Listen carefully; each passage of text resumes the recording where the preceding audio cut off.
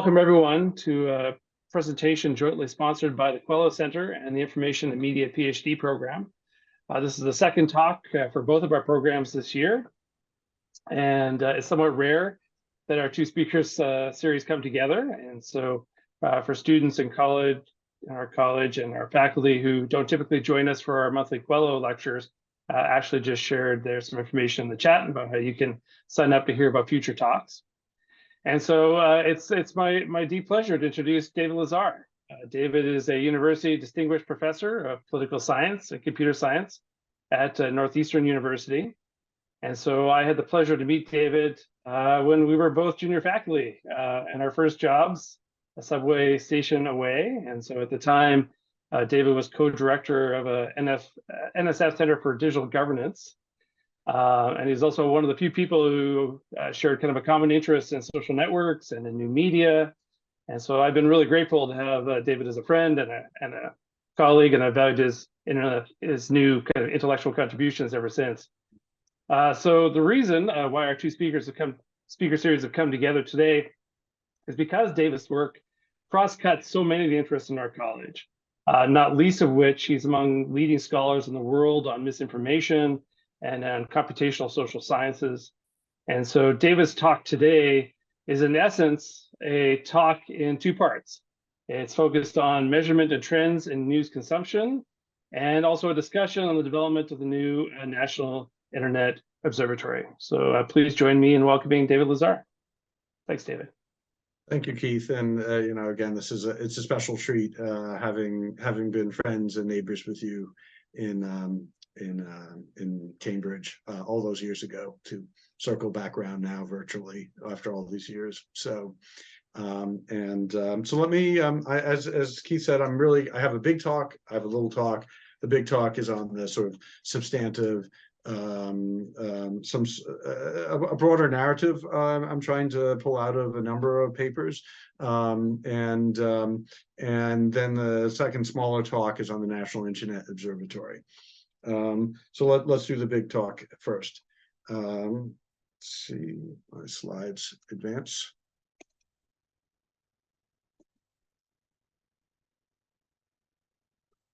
Quite sure. Oh, there we go. Okay. I'll just need to click. So I should begin by acknowledging that the large majority of my work is heavily collaborative. And so I have a narrative here I'm trying to put together, but it does reflect the efforts of many people, most of whom are doctoral students, formal doctoral students, some postdocs. So I'm now acknowledging some of them here, but there are quite a few of them, and this is really, in many ways, an important way, is a collective endeavor. So I guess the broader question that many of us in the space wrestle with is the internet good or bad for democracy? Obviously, with a particular focus on like the role that the internet may have played in exacerbating political polarization. Obviously, a lot of focus on political polarization and the dysfunction of contemporary U.S. politics, which sadly seems more relevant than ever. There have been long-standing concerns about the possibility that we are falling into filter bubbles in various kinds of ways. I think Sunstein sort of articulated this earlier than most, certainly. But really, the literature over the last decade really suggests that most people, most of the time, consume content from neutral or heterogeneous sources, and that maybe we've been over concerned about things like the filter bubble, so I'm going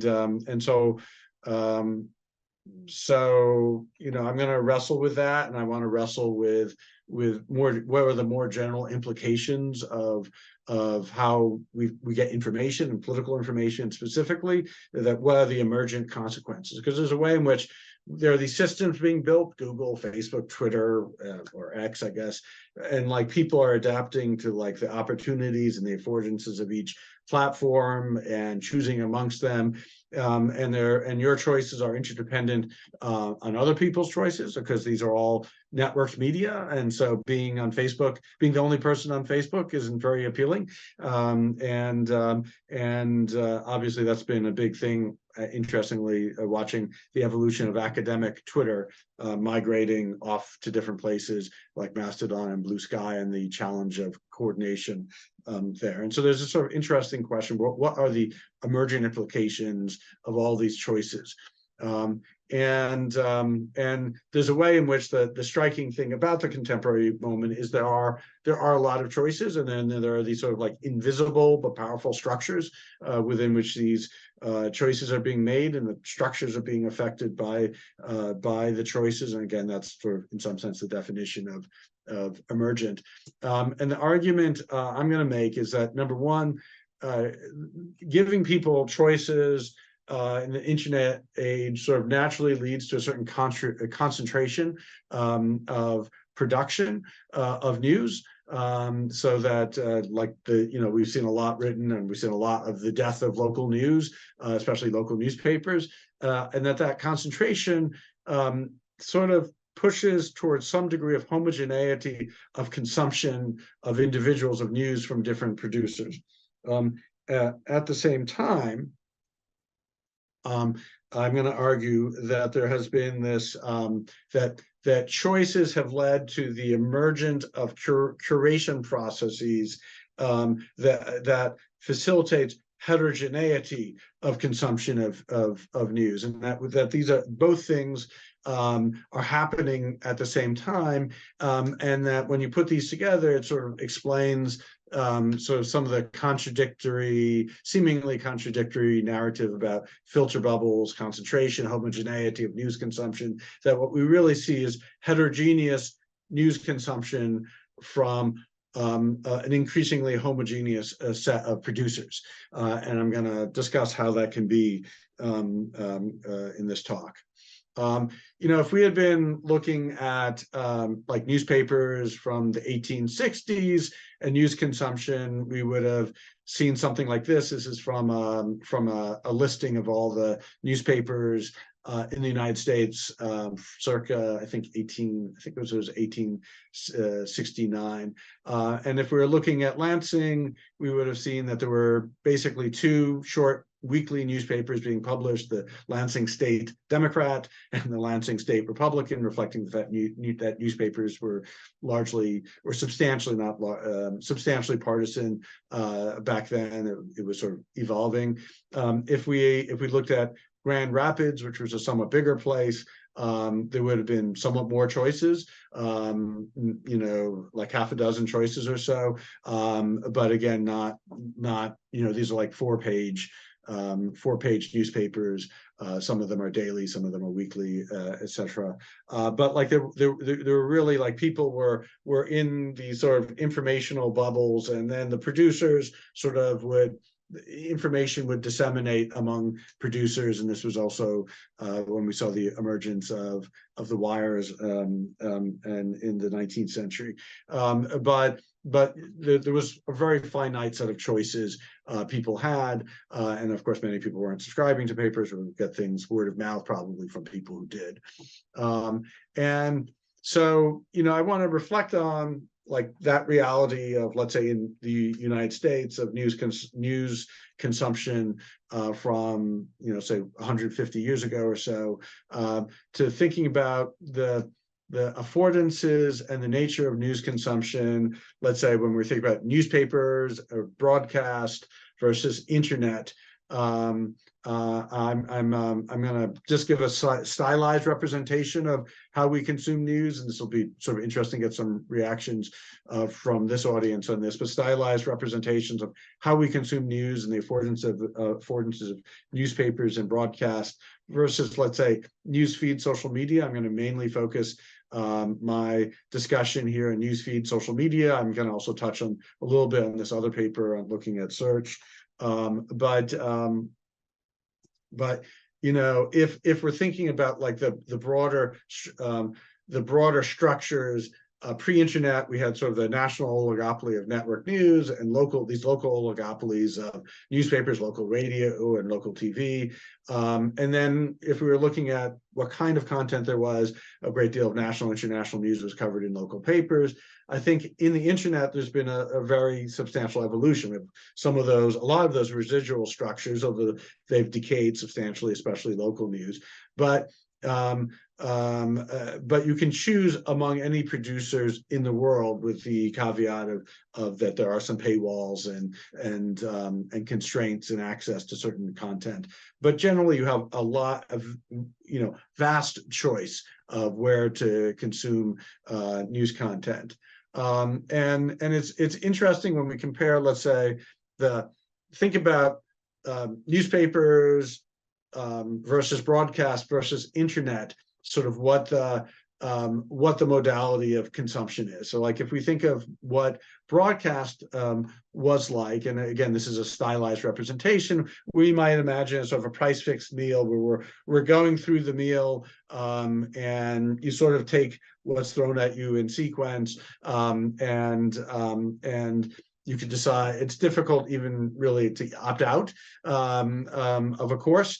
You could decide with broadcast to stop listening. And of course, there are some examples of broadcasts where you knew, let's say, sports was covered at a certain time, so you could like do a little bit of picking of content. But generally, if you're listening to the national news, you're just in for the ride and you might exit at some point, but you weren't picking out particular stories that you liked from the national news, network news, and say, I'm listening to the first, third, and eighth news stories. That was not functionally easy way of consuming a broadcast. Newspapers, on the other hand, were built for surveying the content provided and then choosing how much of each content you were going to consume. And we might think of newspapers in terms of its affordances as sort of being like a buffet where you could peek at each of the dishes. You might take a little bit of some, and skip most of them. That's what headlines were. That's what leads were for, was to facilitate that kind of process. The internet, in a way, is a buffet of buffets. Like you can walk around, and even with broadcast, what was previously broadcast, like television and so on, you could actually pick out a particular story from NBC to listen to, or CNN. You could pick out a story from the Boston Globe or the New York Times, again with the caveat of paywalls, which I'll reference again in the conclusion. But there's a way in which still there's this vast array of choices on the internet, and there are way more choices that you can survey, right? Like it's not like a newspaper where you can say you can flip through every page and pick what you're going to read, that there's just no way you could even survey all the choices on the internet. And part of the question of what have been the emergence of institutions to allow us to find what we might like to see. I'd argue, I think this is sort of in some sense self-evident that by globalizing information, the internet creates this competition among news producers at the story level. And there's a key logic of the internet is that partially decouples consumption of news stories from the same outlet. Like it used to be, if you consume this news story from this news outlet, you're very likely to consume a bunch of others. And that's not functionally necessarily the case. Probably empirically still to a substantial extent the case, but we've shifted radically from this sort of co-consumption of lots of newspapers, lots of news stories from the same news outlet. And so then the question is, like, given this sort of opportunity to go to different places to get content, what does that mean both on the production side and then on the consumption side? And again, I've touched on this already, but like I think prior research does, like Matt Hyman had a great set of research looking at the concentration of consumption from blogs. Obviously there's been a major concern about filter bubbles and echo chambers, but like I said, there was this response suggesting that people actually consume from diverse sources and substantially from mainstream ones. And so like there's this sort of set of findings that are not entirely consonant with one another, or arguments. And what my argument is going to be that choice has led to a concentration of consumption around a relatively small number of outlets, and that many people will choose from multiple outlets. So this ends up making the information system look integrated, way more integrated, say, than if you were looking at consumption patterns a generation ago, of like where people get news. That it would have been like the network news, everyone would have been looking there, but then there would have been a lot of news consumption from local sources. And we still do have actually a lot of news consumption from local sources, but like there's been that's not where the logic of the internet is pushing people. That then part of the logic of the internet is create various kinds of curation mechanisms that yields choices that homogenizes the choices that of producers you have from a vast number to a somewhat still sizable relative to our individual capacities number, but smaller number, and that you end up creating homogeneous, at the individual level, homogeneous consumption patterns from diverse places. So I have this is part of like a book project that that I'm wrestling with. What I'm going to mainly talk today about is drawing from this this specific project, using a match panel of 1.6 million Twitter handles to voter data. This was a matching process that we developed some years ago in my lab, and I'm happy to discuss it more. But essentially what it relies upon is inferring people's locations, or actually what they've revealed. So like if you look at my profile on, Twitter, now X, it says David Lazer, Massachusetts. And then voter data has names and locations, obviously where people are registered. Voter data are sort of quasi-public. Different states have different degrees of how public they are. I'm happy again to talk about that. But that we basically matched on looking at first name, last name, geo triplets, and if you were unique in Twitter with that triplet and unique in the voter data with that triplet, we would declare a match. So like David Lazer, Massachusetts, turns out to be unique in voter data. There's no one else like me with those three attributes. And it turns out that I'm also the only David Lazer, Massachusetts, in Twitter. So we would declare me a match. I'll note we have various papers on this, including evaluating how do we get similar signals here if we look at a survey-based way of getting people to volunteer their handles versus we had a project we had a paper in Public Opinion Quarterly with Pew Research, which had a survey-based approach, and it actually generally converged quite nicely across the two methods, although there are some quirks I'd be happy to go into more.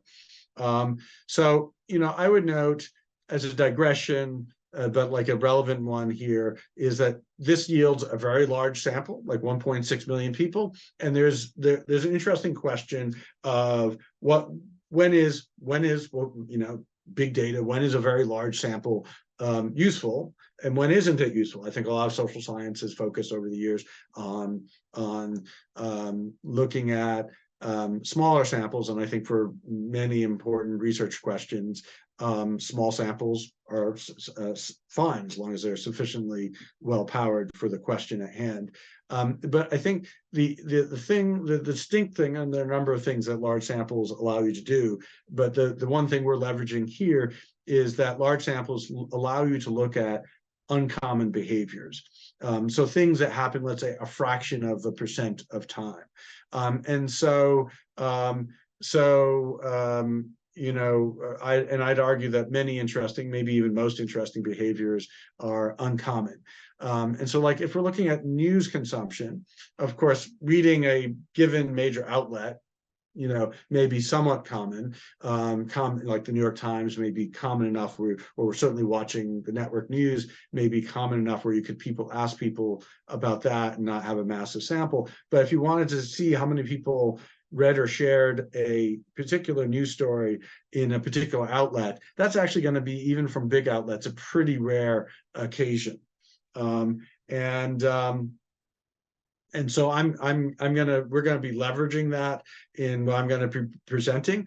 I think the first set of results I want to present is looking at the concentration and homogenization of news. That's the first part of that. The emergent consequence was the concentration element, and then I'm going to talk about the curation part. And let me see. I just see some questions, and I'm going to pause here since there are specific question. I'm actually on the local news concentration one. I will I will come back to these later. I think it will be better if I return to those at the end. Okay. So here, to illustrate the concentration and homogenization of news, we focused on COVID-19 in the early part of the pandemic, and we used a text-based classifier, which we discussed in this prior research. Why COVID is useful, because it has international, national, and local dimensions. So there's reason, rather than looking at all news, which would have its own value, zooming in on COVID allows us that we know something about the phenomenon. We also know that we sort of cared about what was happening internationally, if only because what happened internationally was going to come home. But also the national response mattered. But also then ultimately we cared if COVID was in our neighborhood. But like I said, I think the patterns I highlight here seem to be pretty robust, actually, when we look more broadly. So a question is, if we're looking at how much COVID content is being shared on Twitter, and how many producers are coming from, what we find is it's actually pretty concentrated. So we find the top 50 domains account for roughly half of all shares about COVID. And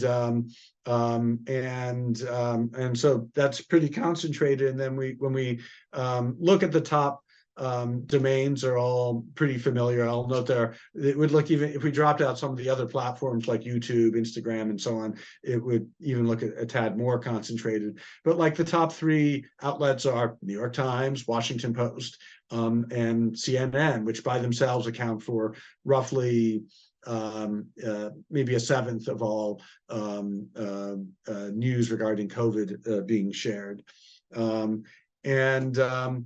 And what's interesting also, if we separate that into national, and we're working on a classification system for national versus state level producers. So this is an early version of this that we are refining, but I don't think we see that if we're just looking at national producers, it looks even more, and drop out all the state level producers, it looks even more concentrated. That is the large bulk of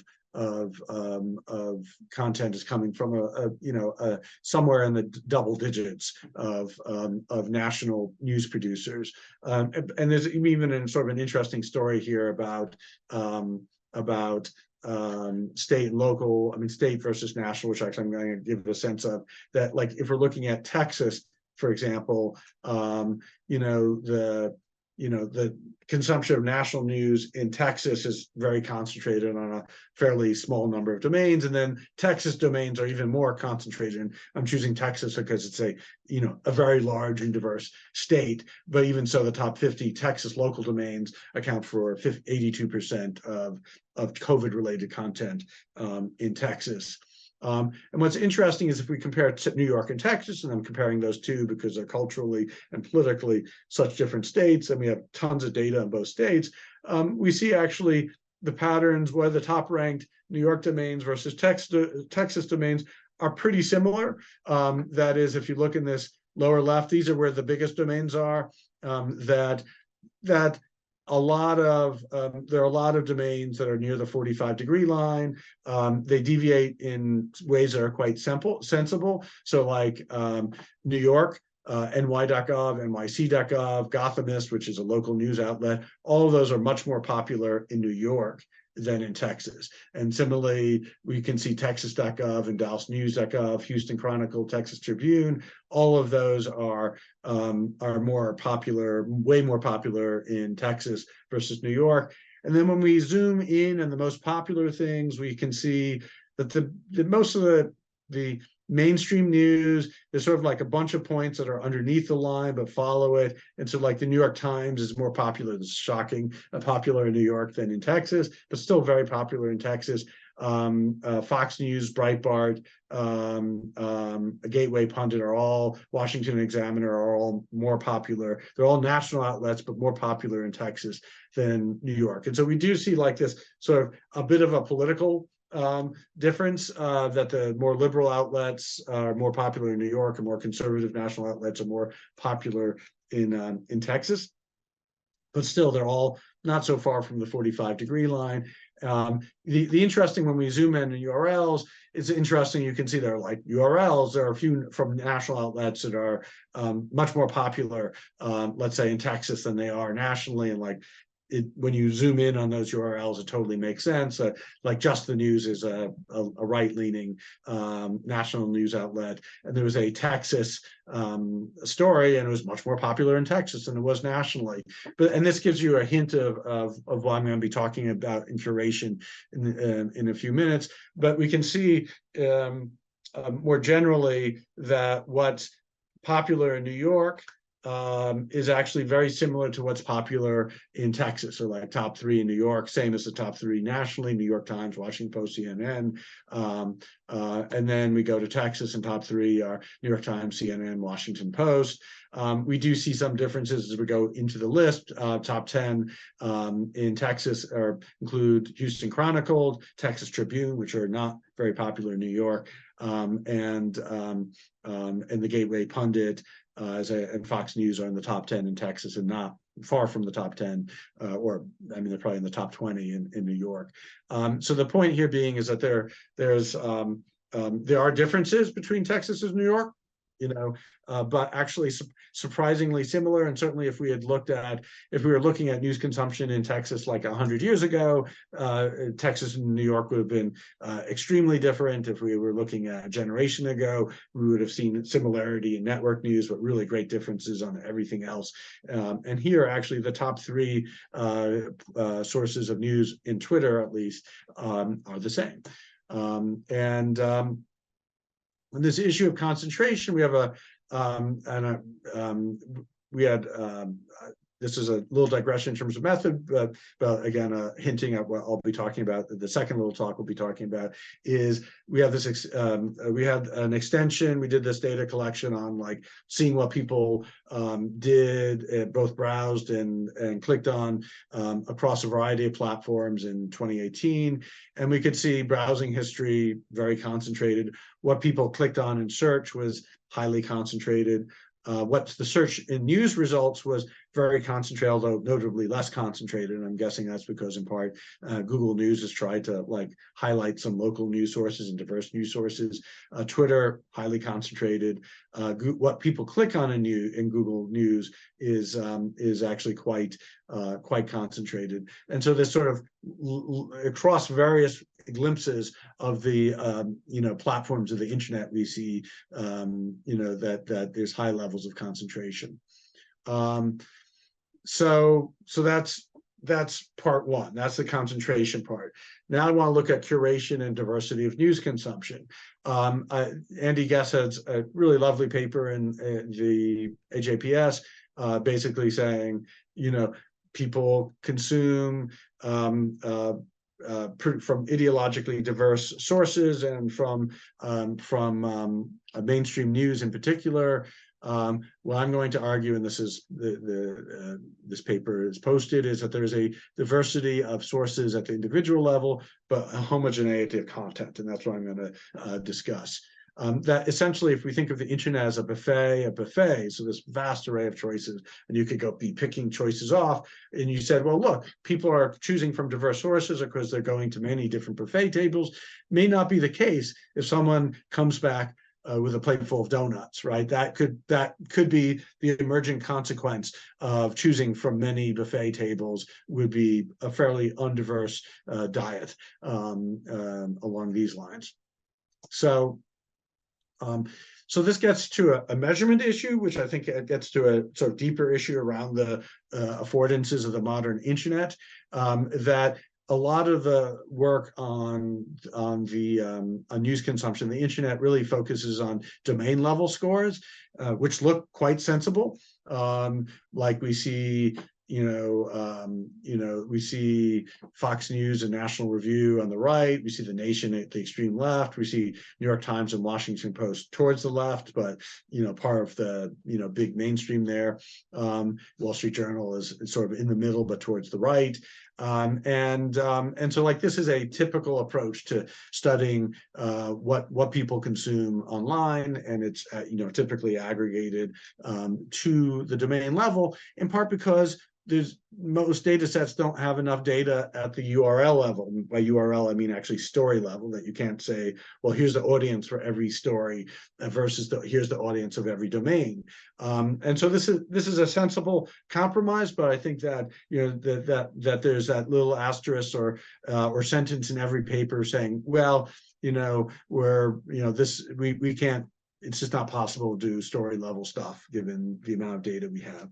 Well, we actually can look at story level diversity in news consumption. And so, so we can distinguish, let's say, we can see the New York Times shared more by Democrats than Republicans. It's colored by, blue is Democratic, red is Republican. But there are these stories in the New York Times that have much more Republican sharing patterns. Now, this could just be noise, or it could be that there are real differences in the stories being shared from the New York Times. And indeed, just qualitatively, when you start to look at these things that are way to the right of the typical New York Times story, you can sort of see an emergent pattern, right? Like if people remember the 2016 election, and remember this needle from the New York Times, this was shared way more among Republicans than Democrats, because Trump won, and it was especially sweet, perhaps, for the New York Times to be showing this. Critiques of the Clintons, or a critique of Adam Schiff, like negative stories for Democrats, got shared much more among Republicans and Democrats, and so on. And we see a similar pattern. National Review, very heavily Republican leaning, but we do see a handful of stories that, not many, but a handful of stories that were shared way more by Democrats. And they have headlines like Trump's disgraceful endgame or an epidemic of dishonesty on the right. And so we do see sort of these hints, just when you look at these stories, that maybe there's something going on here, that the curation process is picking out things from unlikely places and sharing them with audiences that wouldn't, let's say, just naturally go to the National Review or New York Times. And so the essential idea is that there is plausibly a curation bubble. So like, let's imagine everything from the New York Times had the same pattern of news consumption. We would see a normalish kind of distribution. It would be truncated, but it would be like, it would be roughly a bell curve. And what we're arguing is that there is a curation bubble, that with an audience that's atypical of a given source, that is pulling out stuff for a very different audience than is typical of the New York Times. And the idea is that people can curate homogeneous content from heterogeneous sources, and that at the domain level, this would appear like a balanced media diet as partisans consume content from all these different sources. But at the URL level, it might well be like that plate full of donuts, that this would be a selective exposure as partisans engage with different content from with different similar content from different domains. I read a little typo there. I should note just some, so I'm going to show you a little bit more statistical evidence on this. I should note, some of the interesting background facts on the Twitter panel is that a small number of panelists, that there's like a long tail distribution of a few well-connected people. Not surprising, this is already shown in the literature. And also significantly, there is sort of evidence of homophily with respect to partisanship, gender, age, as well as distance. So we're already seeing, just in the network structure, some evidence of a sort of potential way that we are choosing people who will share stuff that is compatible with us. And there's ample literature on selective exposure that suggests that we would choose content that was sort of compatible with our existing beliefs. And so what we did was we constructed these partisan scores we've already hinted at, normalized to a -1 to 1 scale. So -1 is all a Democratic, 1 is all a Republican. We can produce partisanship scores for every URL and every domain. We're filtering out of URLs that didn't appear many times, because that would be way too much noise. And we identify political URLs. And if we aggregate to the domain level, this actually matches quite well with prior research like Bakshi et al. On the ideology at the domain level. So that's all reassuring. But then what we see as we look at particular domains is that we see this is looking at the audience score just of every URL in the New York Times. So there's a lot of URLs in the New York Times that qualify. And we do see this long tail to the right of stories that were actually quite popular among Republicans. And we see similarly this tail to the left for the National Review. And what we can do is we can plot given what the domain score is, we can simulate many times the expected distribution, because like I said, we would expect not every story to have the identical score, because there's just noise, right? And some of those URLs are still not shared many times, 10, 20 times. We expect some variance to occur just by sampling error. But what we've done here is plot for every domain, the domain partisanship score, and then the shaded area is sort of the range of sort of the 95% interval that we'd expect from the simulations, that we'd expect if every story was drawing from the same distribution, and what the variance of that domain is. And what we see is that most domains, not all domains, but most domains actually don't fit the sort of homogeneity assumption of news stories matching the domain score, that there's a much higher variance that we would expect. And that we unsurprisingly see that the effect is much larger in the middle of this distribution than at the extremes, because obviously if you have a domain partisanship score of -1, there can be no variance. It just means every story is shared exclusively by Democrats, and similarly 1. So that's why we sort of see this inverse U relationship. And when you zoom in on particular news producers, there's sort of some interesting patterns we see. And so Mediaite is this weird website that basically produces red meat kind of partisan content for both Democrats and Republicans.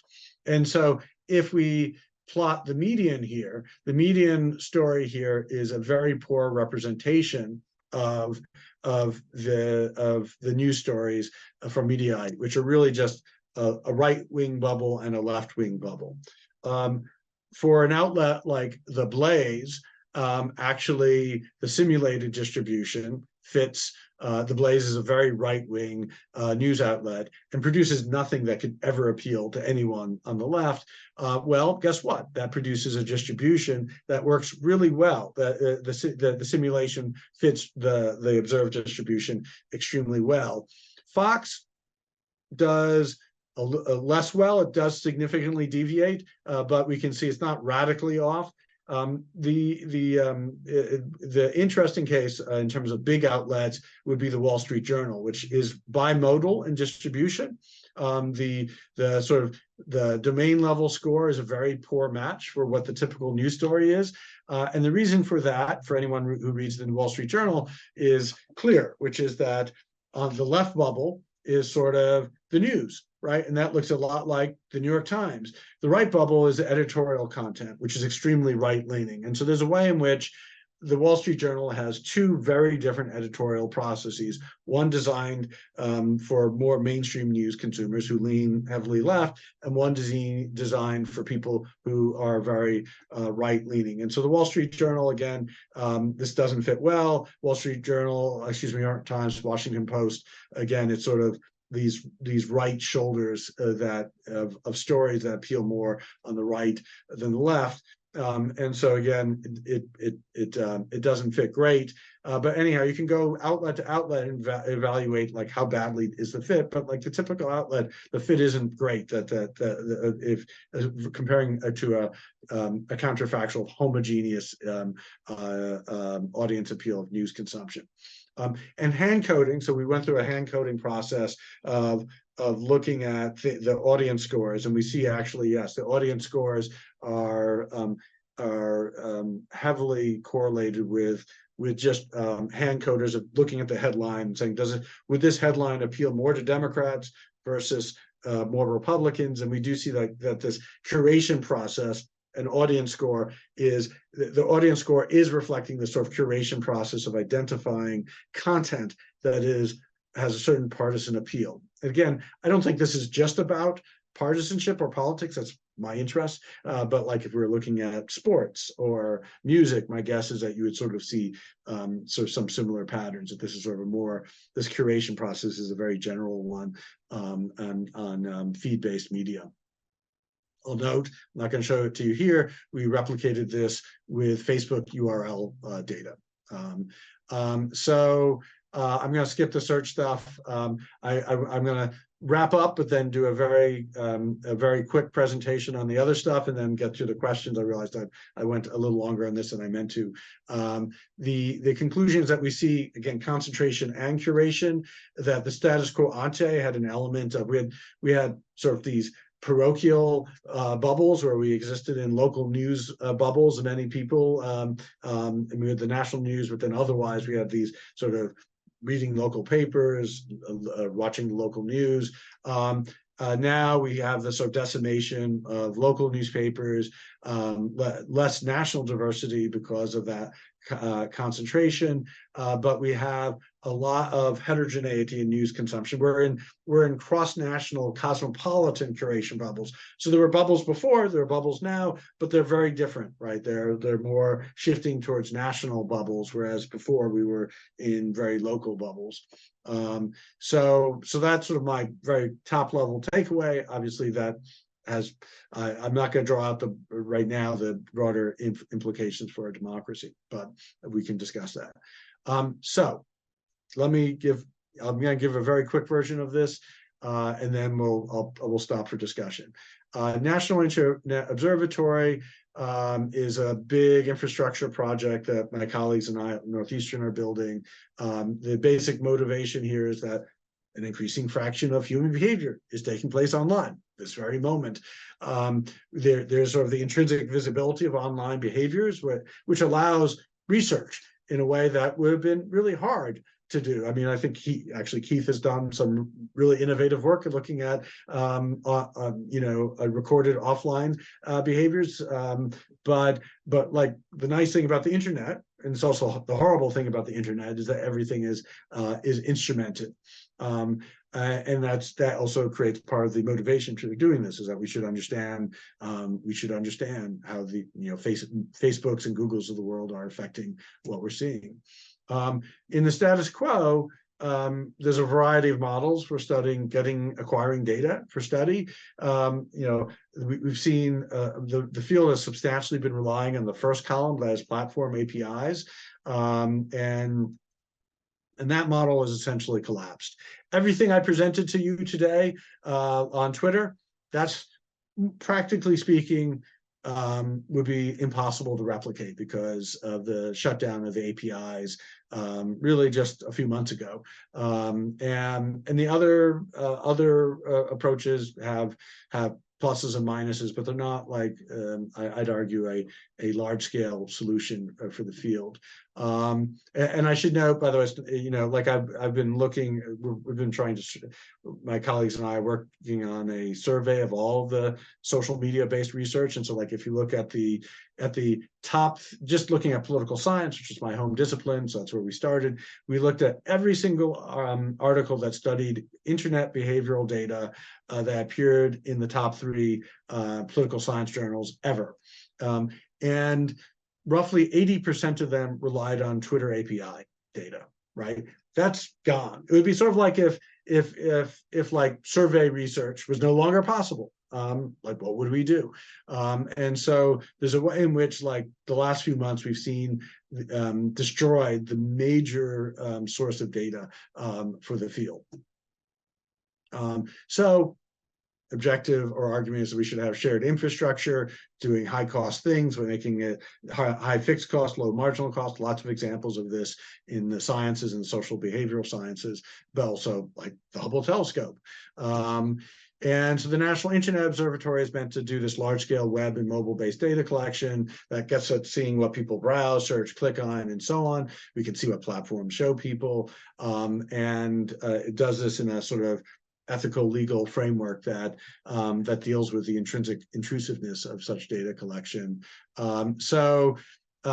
We've begun this, so we actually have a small panel of people, but we're just starting this, which involves recruitment. Ultimately, I would guess in the 10,000+ people, survey, which will also be appended to surveys of various kinds, web data versus via a browser extension, and then also mobile data collection. There are very different things you can get from mobile versus web. I can discuss.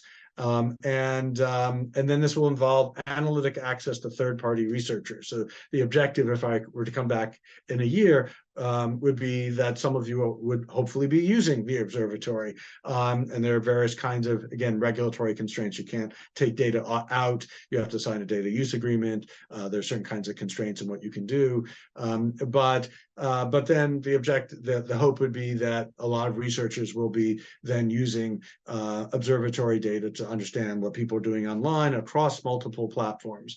And again, we have this a big, very substantial informed consent process, data privacy and security guarantees I'm happy to go into.